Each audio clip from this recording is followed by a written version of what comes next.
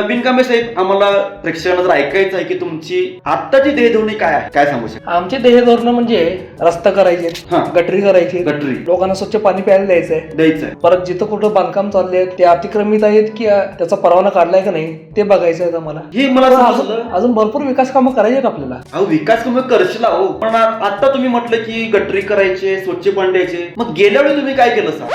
केलं पण हेच केलं, आता पण तेच करतोय ना. म्हणजे दर निवडणुकीला हेच करायचं का? 75 वर्ष झाली ही परंपराच आहे ना आपली. प्रत्येक इलेक्शनला हीच कामं करायची, दुसरी कुठली कामं आहेत आपल्याकडे? अहो, असं कसं म्हणता बिनकामे साहेब? अहो, तुम्ही निवडणुकीला उभं राहताय, नेते होत आहे, लोकांची कामं करायला नको?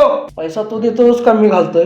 नाही, तुम्ही शेवटी राजकारणी आहातच सोडा. मग? मला काय म्हणायचं म्हणजे रस्ते, लाईट, पाणी ह्या तर जुन्या गोष्टी झाल्या हो. नवीन काय देणार ते सांगा आमच्या प्रेक्षकांना. नवीन लोकांना पाहिजे कशाला? म्हणजे हो, मग हा याच गोष्टी अजून मिळाल्या, नवीन कुठल्या गोष्टी द्यायच्या? का लोकांना मंगळावर न्यायचं आहे?